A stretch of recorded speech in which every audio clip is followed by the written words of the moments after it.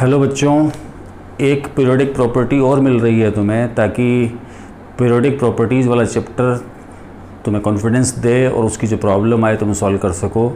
मैंने आईपी पर एक वीडियो डाल दिया है, नो डाउट उसको देखकर क्वेश्चन सॉल्व किए होंगे आपने। और अब मैं इलेक्ट्रॉन एफिनिटी की बात कर रहा हूँ, और इलेक्ट्रॉन एफिनिटी भी बहुत बार प्रॉब्लम बनती है और कंसेप्चुअल टॉपिक है, और सीख लेंगे उसके बाद आंसर बनने लगेंगे।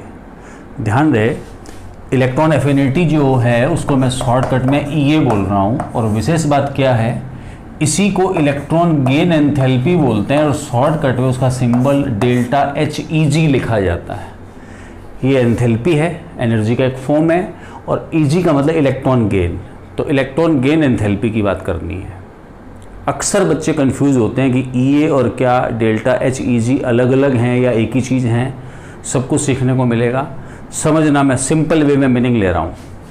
मैंने एक एटम लिया मान लीजिए, और उसमें कुछ डिफरेंट शेल्स हैं और जिनमें ऑलरेडी इलेक्ट्रॉन प्रेजेंट है, और मैं इस आइसोलेटेड गैसियस एटम में एक एक्स्ट्रा इलेक्ट्रॉन जोड़ना चाहता हूँ, एक इलेक्ट्रॉन ऐड करना चाहता हूँ। जबकि आईपी में अपन ने एक एटम में से इलेक्ट्रॉन रिलीज किया था, रिमूव किया था। यहाँ हम ऐड करने जा रहे हैं। तो जब ये इलेक्ट्रॉन ऐड होगा तो एक एनर्जी निकलेगी, और उस निकली एनर्जी को मैं नाम देने वाला हूं EA। जबकि आईपी में अपने को एनर्जी देनी पड़ी थी इलेक्ट्रॉन को रिमूव करने के लिए। तो अक्सर बच्चे इन दोनों टॉपिक्स के बाद कंफ्यूजन क्रिएट करते रहते हैं, लेकिन दोनों वीडियो देखने के बाद मेरे ख्याल में आपको कॉन्फिडेंस मिलेगा और आप आंसर बनाने लगेंगे। अब मैं एग्जैक्ट डेफिनेशन बोल रहा हूं कि amount of energy released when a extra electron is added to isolated gaseous atom is called EA। मेरा ये पॉइंट समझ में आ गया हो अच्छी तरह से। इसका मतलब एनर्जी रिलीज हुई है, मतलब प्रोसेस एक्सोथर्मिक है। और सब जानते हैं कि जो अपन थर्मोकेमिस्ट्री से इन बातों को जो पढ़ते हैं 11th क्लास से, और इवन 10th क्लास से हम पढ़ते आ रहे हैं कि एक्सो और एंडोथर्मिक दो तरह की रिएक्शंस हैं।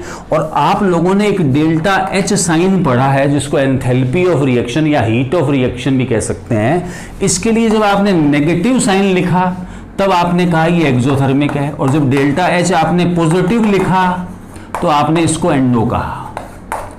अब ये भी मैंने एक बात बोली है कि किसी भी गैसियस आइसोलेटेड एटम में मैं एक एक्स्ट्रा इलेक्ट्रॉन जोड़ूंगा तो जो एनर्जी रिलीज होगी उसका नाम EA होगा। इसका मतलब प्रोसेस कैसा है, एक्सोथर्मिक है। और एक्सोथर्मिक प्रोसेस के लिए आपके सामने पड़ा डेल्टा H का साइन कैसा होता है, नेगेटिव। तो मैं कह सकता हूं कि प्रोसेस तो एक्सोथर्मिक का मतलब EA तो पॉजिटिव है, मतलब प्रोडक्ट के साथ एक एनर्जी बन रही है। जबकि डेल्टा H कैसा है, नेगेटिव है। मैं ऐसा भी बोल सकता हूं कि इस पूरे प्रोसेस के दौरान जो एंथैल्पी चेंज हुआ है, जो एनर्जी में चेंज आया है, उस चेंज को अपन इलेक्ट्रॉन गेन एंथैल्पी बोलते हैं। मेरी बात समझ में आ गई हो? मैं एक एग्जांपल लेके चलूं।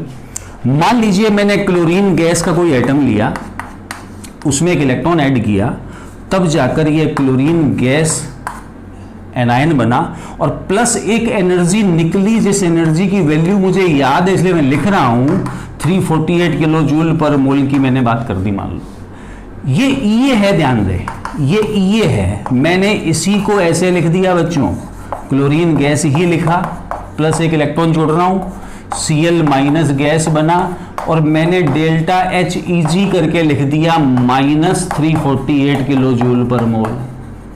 तो समझ में आ रहा हो कुछ कि पहला इलेक्ट्रॉन जोड़ने पे एनर्जी निकली, वो निकली एनर्जी EA है, और EA पहली EA जनरली पॉजिटिव होती है, पॉजिटिव वैल्यू पड़ी है। लेकिन उसी रिएक्शन के लिए डेल्टा HEG कैसा है, नेगेटिव है। इसका मतलब इन दोनों के केवल साइन में फर्क है। तो मैं कह सकता हूं कि EA इज इक्वल टू होता है माइनस डेल्टा HEG। आप ध्यान दें, दोनों की वैल्यू हमेशा इक्वल ही होनी है, केवल साइन में तो डिफरेंस है। ये नेगेटिव होगा तो वो पॉजिटिव, और ये पॉजिटिव होगा तो वो नेगेटिव साइन आएगा। मेरी बात समझ में आ गई होगी। अब एक बहुत इंपॉर्टेंट हम पॉइंट ले रहे हैं, बहुत ही इंपॉर्टेंट पॉइंट, और समझना उसको। मैंने क्या किया, कोई एटम A लिया मान लो गैसियस, और मैं इसमें एक इलेक्ट्रॉन जोड़ना चाहता हूं, तब जाकर ये A माइनस गैस बना, और प्लस एक एनर्जी निकल रही है, एनर्जी निकली जिसको अपन ने EA कह दिया। अब ढंग से एक बात सुनना बच्चों, कि किसी भी एटम में हम इलेक्ट्रॉन जब जोड़ेंगे पहला, तो ऑलवेज एनर्जी रिलीज होगी, ऐसे बोलना गलत है। कुछ चीजें हैं, कुछ एलिमेंट्स ऐसे हैं जिनमें ऐसा नहीं हो पाता, हमें पहला इलेक्ट्रॉन जोड़ने पर भी एनर्जी देनी पड़ती है। वो कौन से होते हैं अभी वो ओपन हो जाएंगे, लेकिन मैं ऐसा बोलना चाहता हूं कि पहला इलेक्ट्रॉन जोड़ना जनरली एनर्जी रिलीज होती है। इसका मतलब मैं कह सकता हूं कि फर्स्ट ईए जनरली पॉजिटिव होती है। मेरा ये पॉइंट समझ में आ गया होगा। जब मैंने ईए को पॉजिटिव बोला, इसका मतलब डेल्टा एच ईजी कैसा होता है, फर्स्ट जनरली कैसा होता है, नेगेटिव होता है। मेरी यहां तक बात समझ में आ गई। अब मैं क्या करता हूं, इस ए नेगेटिव गैस जो बन गया, इसमें एक इलेक्ट्रॉन और जोड़ना चाहता हूं। अब बहुत इंपॉर्टेंट पॉइंट आ रहा है बच्चों। मैं ऐसा कह सकता हूं, ऐसा मैं पढ़ा चुका हूं, बता चुका हूं पुराने वीडियो में, कि जो ये नेगेटिव एनायन बना है, मेरा जो एनायन बना है, मोनोनेगेटिव आयन बना है, इसका साइज इस एटम से बड़ा हो गया है। साइज बड़ा होने से इसका ईएनसी डिक्रीज हो गया, इसके न्यूक्लियस का अपने इलेक्ट्रॉनों पे अट्रैक्शन कम हो गया।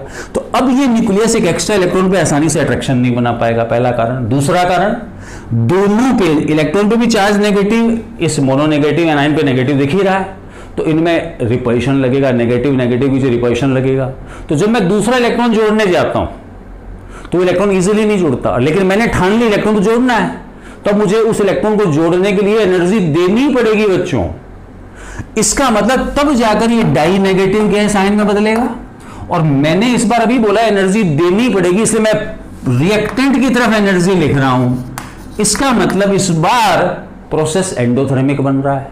इसका मतलब इस बार ये नेगेटिव बन रही है, इस बार डेल्टा एच ईजी कैसा बन रहा है, पॉजिटिव बन रहा है। मेरी बात समझ में आ गई होगी, क्लियर है मेरा पॉइंट। मैं फिर बोल दूं, बड़ा इंपॉर्टेंट पॉइंट है, पहली ईए ही जनरली पॉजिटिव होती है, second third fourth so on E A negative ही आएगी हमेशा। उल्टा बोलिए, पहला डेल्टा एच ईजी ही नेगेटिव होता है जनरली, बाकी सारे डेल्टा एच ईजी मतलब सेकेंड थर्ड फोर्थ वाले जो हैं वो हमेशा कैसे होंगे बेटा, एंडोथर्मिक होने का मतलब प्रोसेस कैसा हो जाएगा, डेल्टा एच ईजी का साइन क्या हो जाएगा, पॉजिटिव हो जाएगा। मेरे रिजल्ट समझ में आ गया हो। तो मैं ऐसा बोल दूं तो गलत नहीं होगा, कि जैसे ही मैं किसी पॉली नेगेटिव एनायन का फॉर्मेशन करना चाहता हूं, मतलब ऐसा एनायन जिसपे एक से ज्यादा नेगेटिव चार्ज, जैसे ऑक्साइड आयन हो गया, सल्फाइड आयन हो गया, फास्फाइड आयन हो गया, नाइट्राइड आयन हो गया, इन सब पर -2 या -3 चार्ज है, और जब मैं इनको फॉर्म करना चाहूंगा तो एक साथ 3 इलेक्ट्रॉन थोड़ा जुड़ते हैं, -3 बनते समय 1 by 1 इलेक्ट्रॉन जुड़ेंगे। पहला जुड़ेगा, दूसरा और मुश्किल से जुड़ेगा, तीसरा और मुश्किल से जुड़ेगा, मुझे एनर्जी देनी पड़ेगी, प्रोसेस एंडोथर्मिक ज्यादा बनता जाएगा। तो क्या मैं ऐसा नहीं बोल सकता, एक बहुत इंपॉर्टेंट पॉइंट, कि पॉलीनेगेटिव एनायंस का फॉर्मेशन ऑलवेज एंडोथर्मिक होता है, ऑलवेज, कोई एक्सेप्शन नहीं है बच्चों। जब भी मैं किसी पॉलीनेगेटिव एनायन को बनाऊंगा, हमेशा नेट रिजल्ट होगा एंडोथर्मिक प्रोसेस। मेरा ये पॉइंट समझ में आ गया हो। अब एक पॉइंट और समझना है अपने को, बहुत अच्छा पॉइंट है। मैं सक्सेसिव ईए की बात करूं, पहली ईए पॉजिटिव है, दूसरी नेगेटिव है, तीसरी और नेगेटिव आएगी, चौथी और नेगेटिव आएगी। मैं ई के डेल्टा एच ईजी के रिस्पेक्ट में बात करूं तो पहला डेल्टा एच ईजी जो है वो नेगेटिव है, बाकी सारे पॉजिटिव होंगे।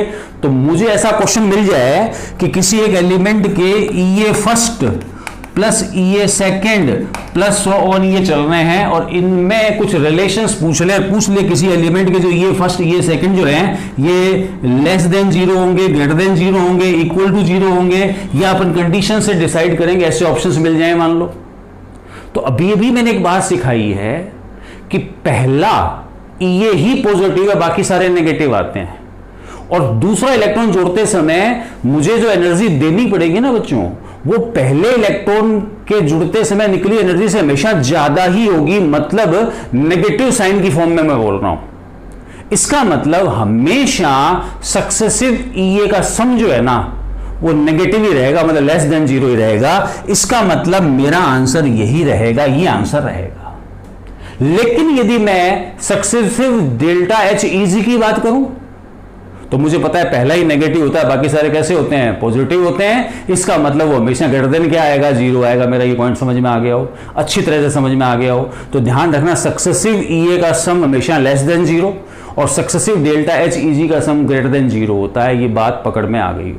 तो ये ईए का मीनिंग था बच्चों, स्टार्टिंग थी। अब मैं ईए को अफेक्ट करने वाले फैक्टर्स बताना चाहता हूं और फिर अपन उसका वेरिएशन पीरियोडिक टेबल में पढ़ेंगे और एक्सेप्शंस की बात करेंगे और क्वेश्चन आएगा तो हम कैसे सॉल्व करेंगे वो मैं सिखाऊंगा। मैं फैक्टर्स पे आ रहा हूं और जैसा मैंने आईपी के बारे में बताया था कि आईपी लो और आईपी हाई का मतलब क्या होता है, वैसी ही बात मैं यहां बताना चाहता हूं। हम सिलेबस में बहुत बार ईए लो बताएंगे, कभी कहेंगे ईए हाई है, तो क्या मीनिंग है लो और हाई का, ढंग से समझना। सिर्फ समझकर अपन दिमाग में इन रिजल्ट्स को स्टोर कर सकते हैं और उनको काम में लेकर क्वेश्चन सॉल्व कर सकते हैं। मैंने अभी बोला इलेक्ट्रॉन ऐड करने पर रिलीज एनर्जी, तो इलेक्ट्रॉन जितना इजीली जुड़ेगा एनर्जी उतनी ज्यादा निकलेगी। मतलब इलेक्ट्रॉन का इजीली जुड़ने का मतलब है ईए का ज्यादा होना, और इलेक्ट्रॉन मुश्किल से जुड़ेगा, मुझे उसको जोड़ना है तो मुझे एनर्जी देनी पड़ेगी। इसका मतलब रिलीज एनर्जी क्या होगी, या तो बिल्कुल नहीं होगी या बहुत कम होगी। मतलब इलेक्ट्रॉन का मुश्किल से जुड़ने का मतलब ईए का कम होना। तो आगे से मैं बोलूं ईए लो है, ईए हाई है, समझ जाना ईए लो का मतलब इलेक्ट्रॉन मुश्किल से जुड़ रहा है, ईए हाई का मतलब इलेक्ट्रॉन इजीली जुड़ रहा है। जबकि आप याद करो आईपी वाली वीडियो में मैंने क्या बोला था कि इलेक्ट्रॉन हटाने पर एनर्जी देनी है, इजीली हट रहा है आईपी लो था, यहां क्या हो रहा है इजीली जुड़ रहा है ईए हाई है। वहां मुश्किल से हट रहा था आईपी हाई था, यहां मुश्किल से जुड़ेगा ईए लो है। समझ में आ गया हो मेरा पॉइंट। अब 4 फैक्टर हैं जो ईए को अफेक्ट करते हैं, बहुत सिंपल सी बातें हैं। सबसे पहला फैक्टर है एटॉमिक साइज, और ईए में और एटॉमिक साइज में वो रिलेशन है जो आईपी का रिलेशन था। अब एक बात सोचो, किसी एटम का साइज लार्ज है मान लो, तो उस एटम के न्यूक्लियस का अपने लास्ट इलेक्ट्रॉन पे अट्रैक्शन कम है, तो ऐसा न्यूक्लियस एक एक्स्ट्रा इलेक्ट्रॉन पे इजीली अट्रैक्शन नहीं बना पाएगा, इनकमिंग इलेक्ट्रॉन इजीली ऐड नहीं होगा। जब इजीली ऐड नहीं होगा तो अमाउंट ऑफ रिलीज एनर्जी भी क्या होगी, कम होगी, ये कम होगी। कितना आसान है। इसकी उल्टी बात भी दिमाग में, नीचे छोटा साइज होगा, इलेक्ट्रॉन इजीली जुड़ेगा, ये ज्यादा हो जाएगी। पहला फैक्टर हो गया बच्चों। दूसरा फैक्टर है अपना ईएनसी, वो रिलेशन, ईए डायरेक्टली प्रोपोर्शनल है ईएनसी के साथ। और मैंने बताया था ईएनसी क्या होता है, लास्ट इलेक्ट्रॉन पे लगने वाला रियल फोर्स ऑफ अट्रैक्शन। इस ईएनसी को अपन जेड इफेक्टिव से भी रिप्रेजेंट करते हैं, सामने पड़ा है ईएनसी जितना ज्यादा इलेक्ट्रॉन उतना इजीली ऐड होगा, ये उतनी ज्यादा होगी। तीसरा फैक्टर है इलेक्ट्रॉनिक कॉन्फ़िगरेशन।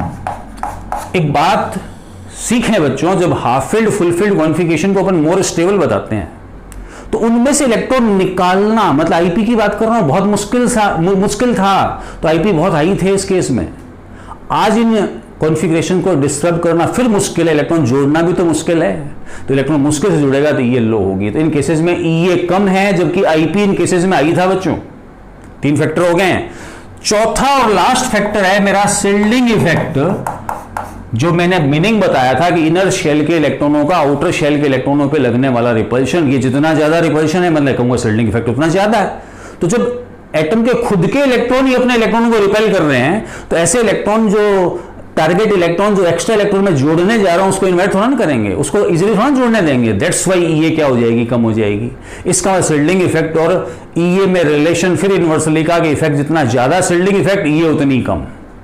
बच्चों ये 4 फैक्टर थे जो ईए को अफेक्ट करते हैं। अब मैं ईए का पीरियोडिक टेबल में वेरिएशन ले रहा हूं, उसको समझना कि पीरियड में क्या होता है, ग्रुप में क्या होता है। हम अच्छी तरह जानते हैं कि पीरियड में साइज डिक्रीज होता है तो ये इंक्रीज होनी चाहिए, और ग्रुप में साइज जब इंक्रीज होता है तो ये डिक्रीज होनी चाहिए। लेकिन ऑलवेज ऐसा नहीं होता, जनरली ऐसा होता है। फिर बोल दूं, कोई बोले कि पीरियड में ऑलवेज ये इंक्रीज होती है, गलत है। ऑलवेज ग्रुप में डिक्रीज होती है, गलत है। जनरली ऐसा होता है। तो ट्रेंड के ऑर्डर क्या रहते हैं वो हमें सीखने पड़ेंगे, हमें समझने पड़ेंगे। और मैं कुछ तरीके बताऊंगा जिनकी हेल्प से आप कभी भी ईए के क्वेश्चन को सॉल्व कर सकते हैं। ढंग से समझना मेरी बात, सीखते जाओ।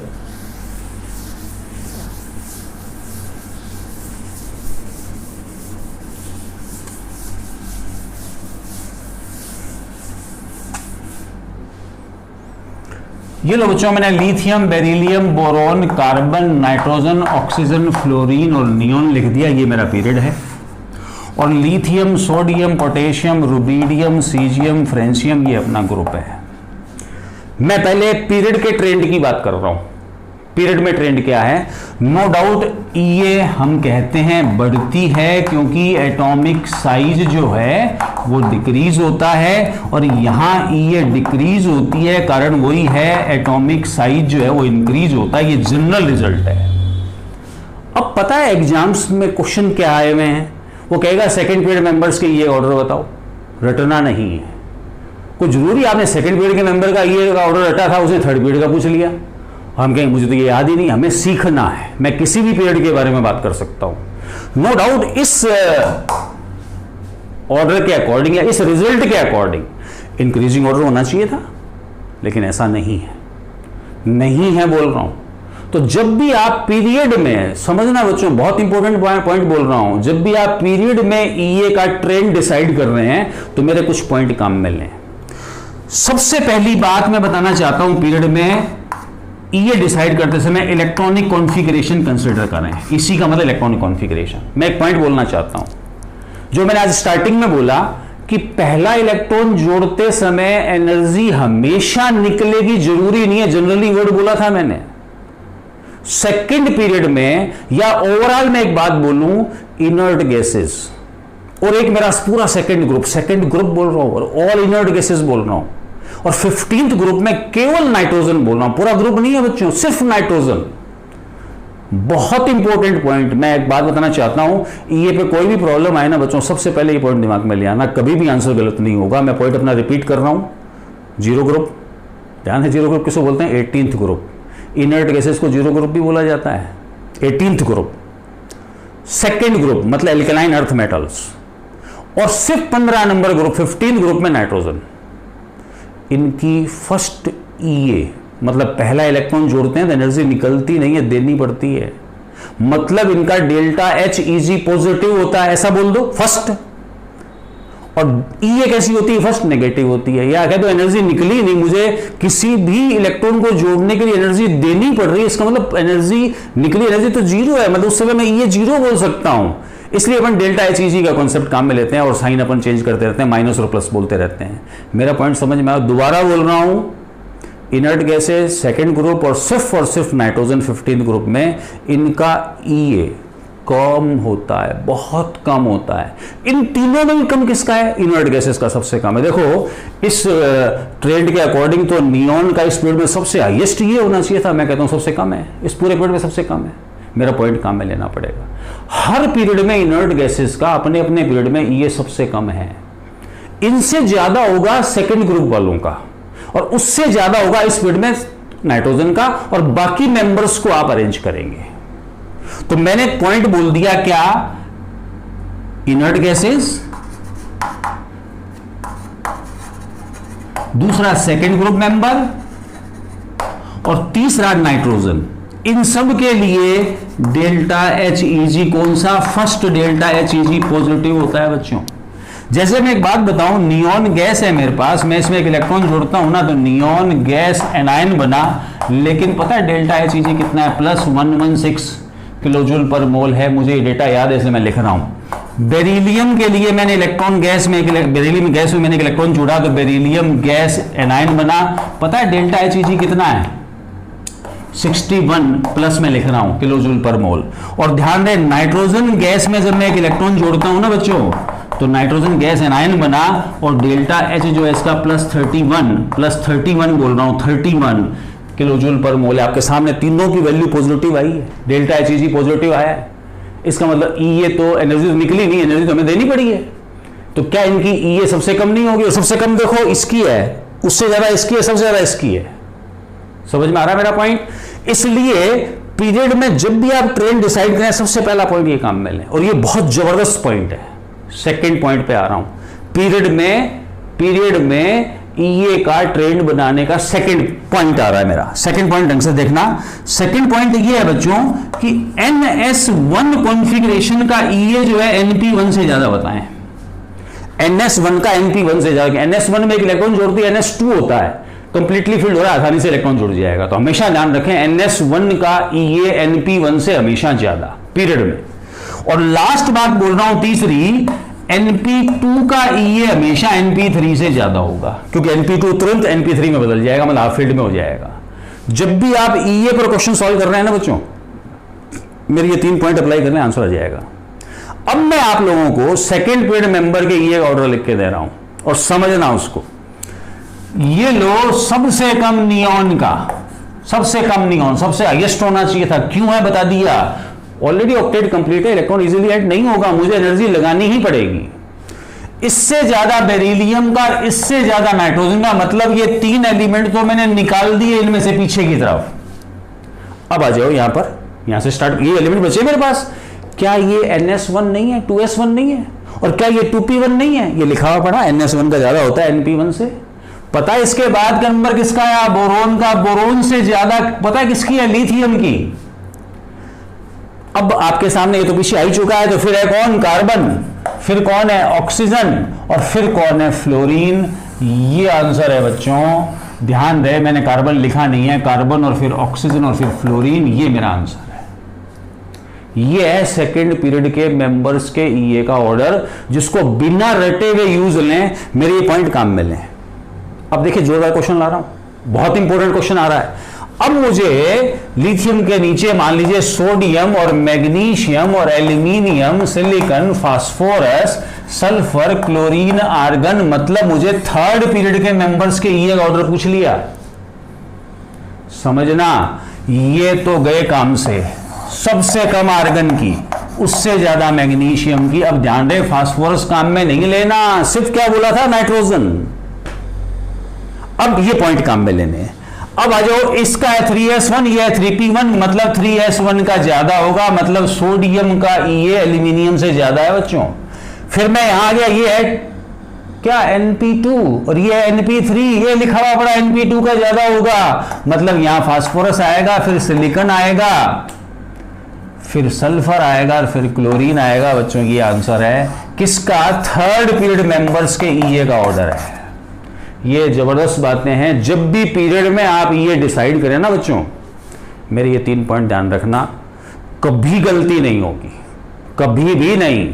सबको समझ में आ गया होगा। ये पॉइंट हमेशा के लिए दिमाग में स्टोर कर लें, सेव कर लें, और इनको यूज लेना स्टार्ट करें। ये था पीरियड का ट्रेंड। अब मैं ग्रुप के ट्रेंड की बात कर रहा हूं, और बहुत इंपॉर्टेंट रिजल्ट आ रहा है ईए का, बहुत ही इंपॉर्टेंट रिजल्ट, समझना उसको। हमने बोला कि ग्रुप में ये डिक्रीज होता है, जनरली होता है, लेकिन मेगा एक्सेप्शन जो ईए का है वो आ रहा है। जब मैं सेकंड पीरियड से थर्ड पीरियड में जाता हूं, किसी भी ग्रुप में सेकंड पीरियड से मैं थर्ड पीरियड पे जाता हूं, तो नो डाउट ईए घटनी चाहिए थी, डिक्रीज होनी चाहिए थी। लेकिन सबसे फेमस क्वेश्चन है ईए का कि थर्ड पीरियड मेंबर्स का ईए सेकंड पीरियड मेंबर से ज्यादा होता है। मतलब मैं बात करूं कि बोरोन और एल्यूमिनियम की बात करूं तो एल्यूमिनियम का ज्यादा है, कार्बन सिलिकॉन में सिलिकॉन का ज्यादा है, मैं कह दूं नाइट्रोजन फास्फोरस में फास्फोरस का ज्यादा है, ऑक्सीजन सल्फर में ये है, फ्लोरीन क्लोरीन में ये है। ये बातें बार बार प्रॉब्लम बनती है। अब बात आती है रीजन क्या है, कारण क्या है, वो रीजन पे आना है मुझे। ध्यान रहे, थोड़ी देर पहले अपन ने जो फैक्टर्स पढ़े ईए को इफेक्ट करने वाले, तो लिखा हुआ मैंने यहां लिखा था कि साइज के साथ इन्वर्सली का रिलेशन है, और आज मैं उस रिलेशन के अगेंस्ट आंसर देने वाला हूं।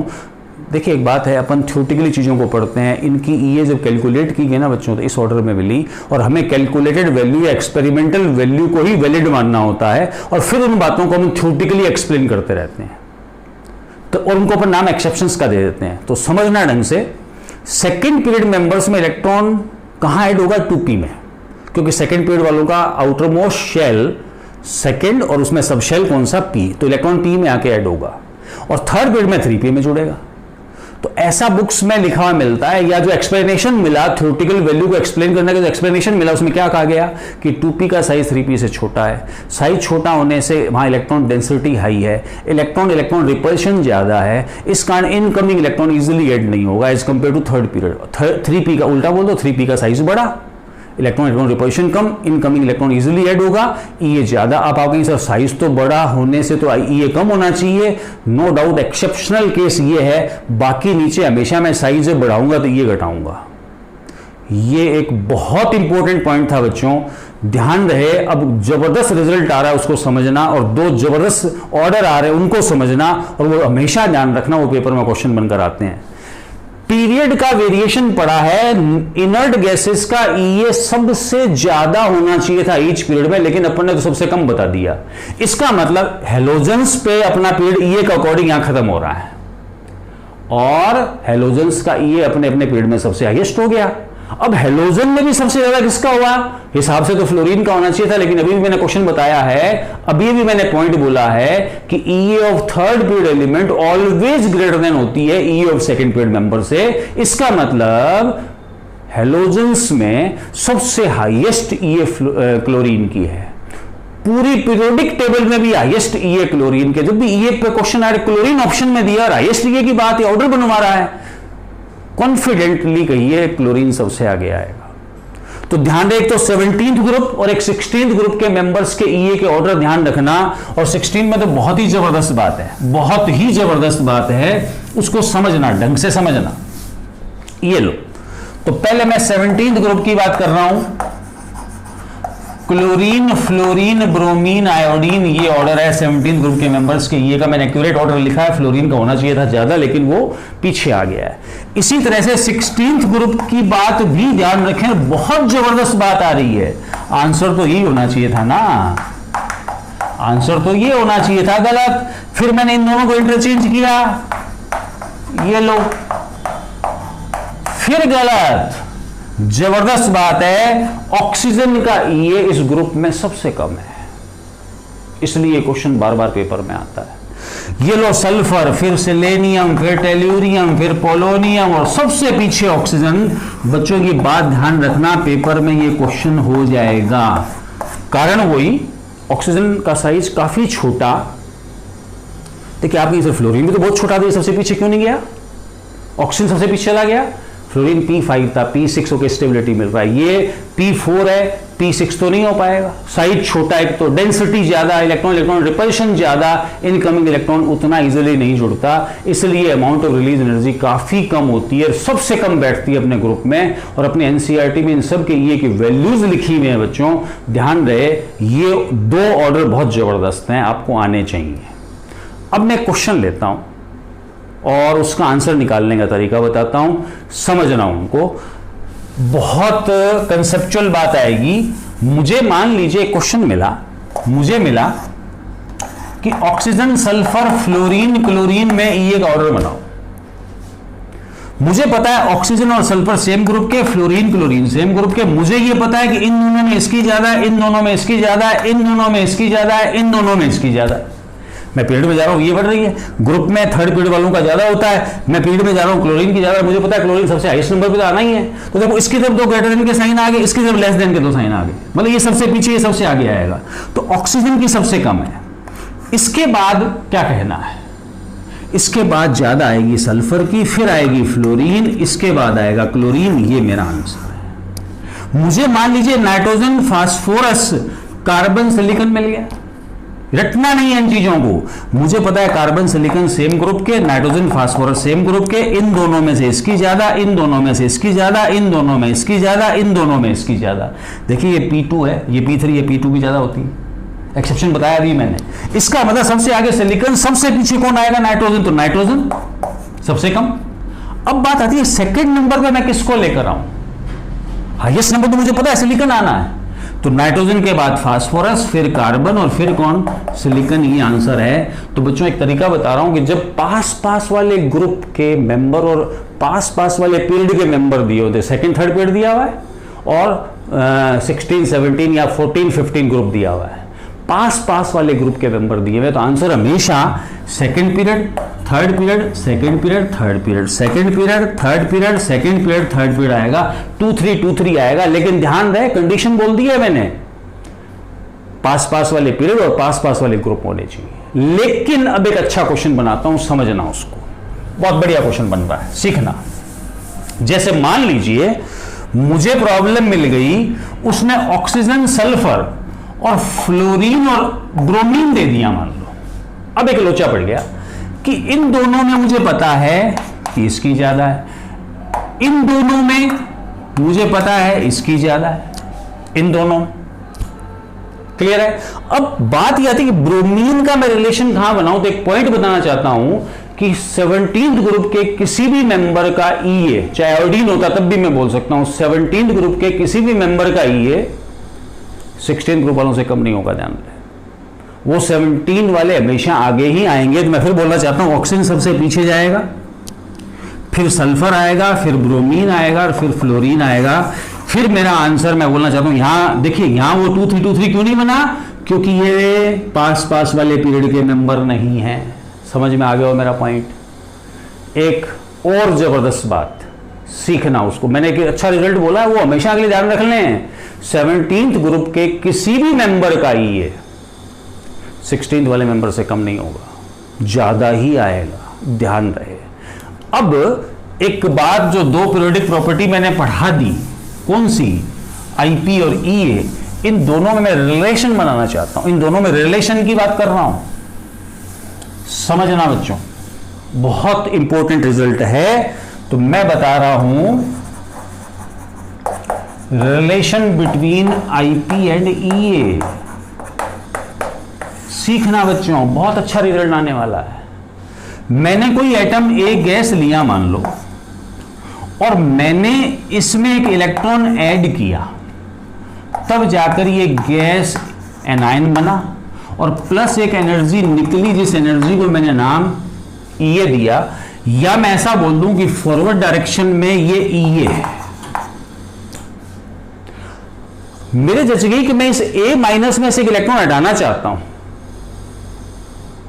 क्लियर है? तो हटाने के लिए मुझे एनर्जी देनी पड़ेगी, तब जाकर ये वापस न्यूट्रल एटम में आएगा, प्लस एक इलेक्ट्रॉन निकल जाएगा। तो मैंने यहां जो एनर्जी लिखी, उस ईए की बजाय मैं एनर्जी लिख दूं कि भी एक एनर्जी रिलीज हुई थी। अब इसी इलेक्ट्रॉन को जिसको मैंने जोड़ा था हटाने के लिए, मुझे उतनी एनर्जी देनी पड़ेगी जितनी इसको जोड़ते समय निकली थी। इसका मतलब बैकवर्ड डायरेक्शन में ये आईपी है। तो क्या मैं ऐसा नहीं बोल सकता कि किसी आइसोलेटेड गैसियस एटम का ईए उसी एटम के मोनोनेगेटिव आयन गैसियस के आईपी के बराबर होता है? मैंने जो पॉइंट बोला है समझ में आया हो बच्चों? किसी एटम का ईए उसी एटम के मोनोनेगेटिव एनायन के आईपी के बराबर होगा।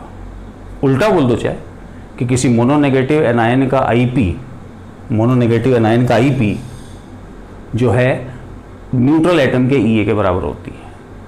मैंने एक रिलेशन लिखा है, दूसरा लिखना चाहता हूं, समझना, उसको ढंग से समझना। मान लीजिए मैंने कोई एटम ए गैस लिया, प्लस मैंने उसको एक एनर्जी दी, तब जाकर एक इलेक्ट्रॉन निकला और ये कैटायन में बदला, और प्लस एक इलेक्ट्रॉन निकल गया।